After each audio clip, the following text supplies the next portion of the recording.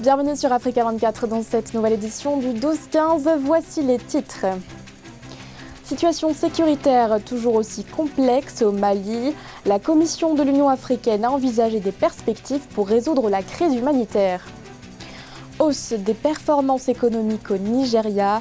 Le pays a enregistré une augmentation de 2,27% contre 1,91% en 2018.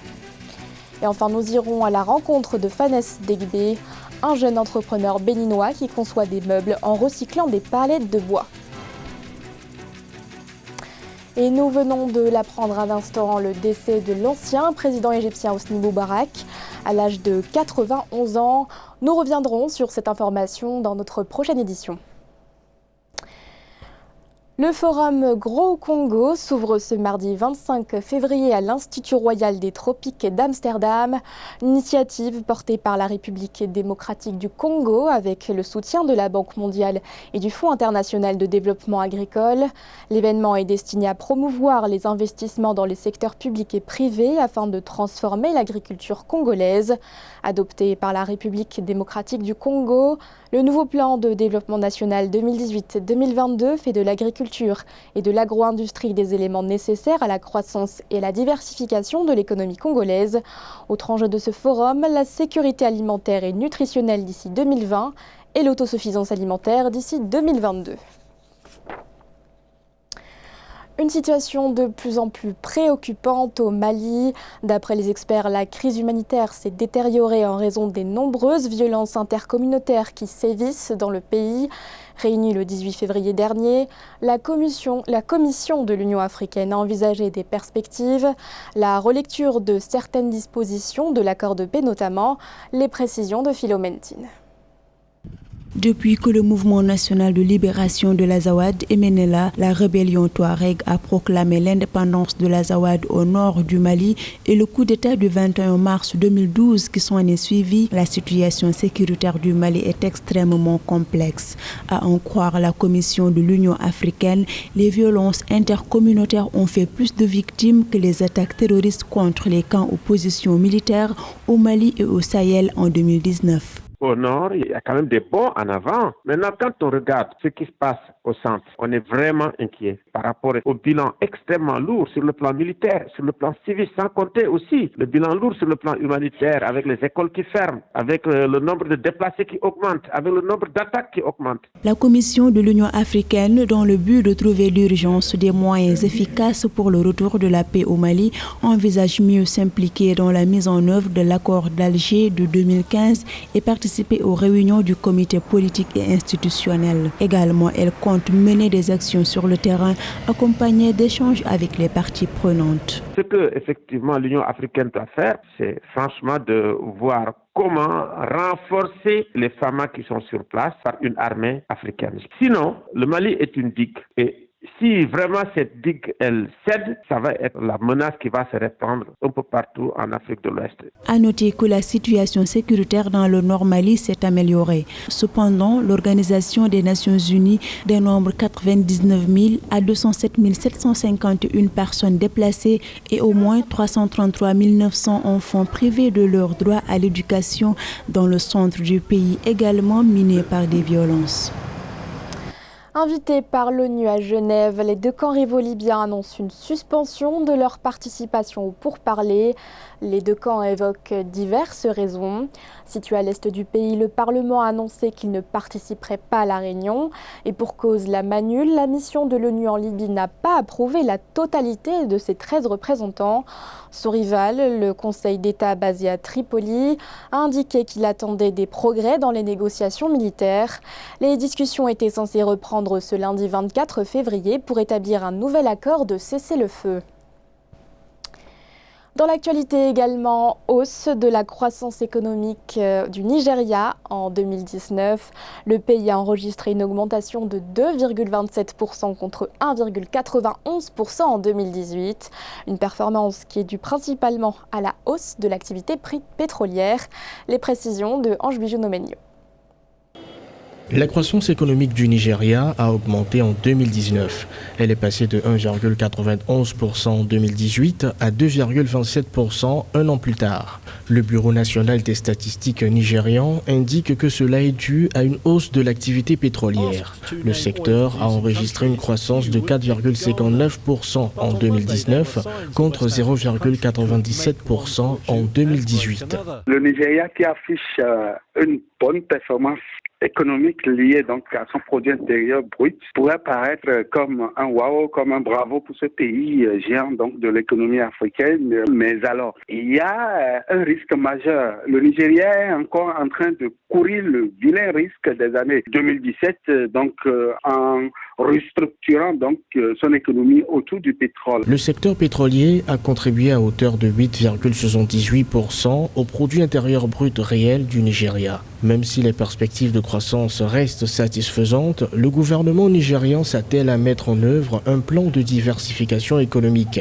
La fluctuation des cours mondiaux du pétrole ne garantit pas en effet la stabilité de la croissance. Désormais, il s'agira donc de donner à cette économie-là des embellis grâce au sous-secteur, par exemple, au sous-secteur primaire. Et pourquoi pas le secteur tertiaire qui aujourd'hui représente un potentiel énorme. Je veux parler des services. La croissance du produit intérieur brut réel du Nigeria devrait passer à 2,9% en 2020 et à 3,3% en 2021. Le gouvernement a augmenté la taxe sur la valeur ajoutée de 5% à 7,5% pour consolider les recettes intérieures non pétrolières. Le marché de la drogue devient explosif en Afrique. Le continent pourrait devenir le deuxième plus grand consommateur de drogue en 2050. C'est ce que révèle une étude menée par l'ENACT, un projet financé par l'Union européenne visant à renforcer les capacités de réponse de l'Afrique face au crime organisé transnational. Un sujet réalisé par Victoria Seji. En 2050, le continent africain risque d'être le deuxième plus grand consommateur de drogue au monde après l'Asie du Sud.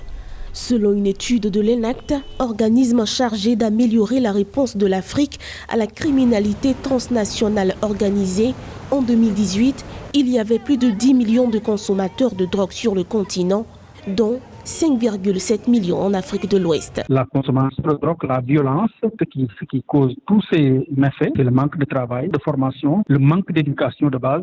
C'est quelque chose qui revient dans les analyses. Est-ce que les acteurs sociaux de la société civile, est-ce qu'ils ont joué le rôle qu'ils devaient jouer pour éviter tout cela? Je pense que ça, c'est une interrogation à laquelle il faut répondre forcément. Le chômage des jeunes est un facteur aggravant selon l'ENACT si rien n'est fait pour donner espoir aux jeunes Africains. À côté de cela, l'anarchie, la porosité des frontières, la corruption institutionnalisée qui laisse libre cours à divers cartels du crime organisé et favorise les détournements massifs de fonds. L'économie de la drogue, c'est une forte économie, c'est beaucoup d'argent. Ce n'est pas seulement des gens qui sont hors de l'Afrique qui amènent la drogue en Afrique, c'est des personnes qui sont à l'intérieur des États, souvent des personnalités. Il faut des États forts et crédibles. Si c'est de l'intérieur que la drogue est amenée à combattre, cela devient très difficile. Face à la faiblesse des appareils de l'État et systèmes de renseignement, des experts appellent les dirigeants étatiques à une volonté politique réelle. Sans quoi, le continent restera le terreau fertile de la prolifération de cartels dangereux et drogues de tout genre. Nous partons à présent au Bénin à la rencontre de Fanès Degbe. Ce jeune entrepreneur a décidé de créer une start-up un peu particulière. L'entreprise conçoit en effet des meubles en recyclant des palettes de bois. Un reportage de notre correspondant Leftionou. Soucieux de doter sa chambre de meubles à moindre coût en 2017, Fanès Degbe a opté pour une solution idéale et peu coûteuse, le recyclage des palettes en bois. Après maintes réflexions sur la conception des meubles à l'aide des palettes en bois, il a décidé de lancer sa start-up dénommée Woodtech Palette Décor. Elle est spécialisée dans les conceptions de meubles répondant aux besoins de la clientèle. Notre force principale, c'est de pouvoir faire les meubles en un temps record et de pouvoir les livrer aux clients. L'autre chose, nous sommes en train de réfléchir à aller sur différents axes, donc à faire des mélanges et à apporter de nouveaux mélanges à ces différents meubles. Donc, par exemple, faire un mélange entre les palettes qui sont communément utilisées et y ajouter du fer. Fanès Degbe et son équipe, composée de 4 artisans menuisiers, permettent aux clients de participer à la conception des meubles recherchés. Ils réalisent des mobiliers de salon, de chambre, de cuisine, de jardin, L'ameublement sol et plafond et accessoires de boutiques et bibliothèques spécifiques à l'environnement. Notre volonté, c'est d'avoir une industrie d'ici 5 ans, dans le domaine des palettes et de tout ce qui s'appelle le recyclage en général, de pouvoir mettre dans l'idée des gens la reconversion de nos meubles. Fanès Degbe est titulaire d'une licence en entrepreneuriat, création et reprise d'entreprise depuis 2015. Démarré avec un capital de 100 000 francs CFA, avec rigueur et persévérance, Fanès Degbe, promoteur de la start-up Woodtech Palette Décor, réussit à toucher certains clients à travers sa marque et sa création de meubles au Bénin depuis 2 ans. Kwanda et les Bravos du siècle figurent désormais parmi les établissements scolaires de référence au Burkina Faso. Depuis 2008, les écoliers portent des vêtements réalisés avec le Faso d'Anfani, un tissu emblématique du Burkina Faso. Une initiative qui fait la fierté aussi bien des enseignants que des élèves. Un reportage de notre correspondant Jean-Paul Ouedraogo.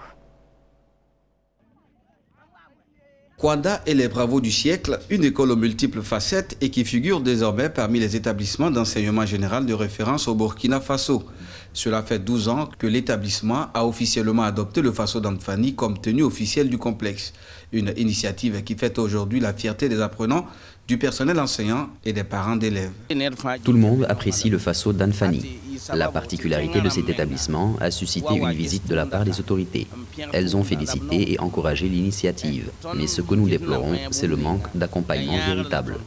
Plusieurs fois distingué au niveau local et africain, l'établissement fonde également son identité dans la protection de l'environnement et l'apprentissage de métiers, au titre duquel, et pour l'approvisionnement de ses 320 élèves, les apprenants sont formés au tissage du Faso d'Anfani.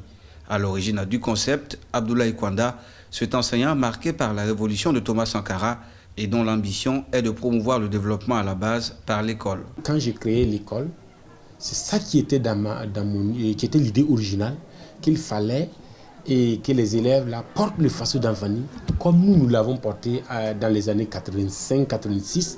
Le principal but de l'école, c'est de former l'homme dans son intégrité. Et il ne s'agit pas seulement du savoir-faire tout simplement, c'est le savoir-être et le savoir-vivre. Donc tout ce que nous faisons ici concerne directement la qualité de l'enseignement qui est dispatché d'abord à l'élève. L'établissement dispose pour l'instant de classes allant des cours primaires au secondaire, dans la perspective de partager son expertise dans les écoles burkinabées et africaines. Le fondateur dit avoir sollicité l'accompagnement des plus hautes autorités pour donner plus d'éclat à son initiative. Ce journal a été réalisé par l'ensemble de la rédaction. Merci de votre fidélité. L'actualité continue sur Africa 24.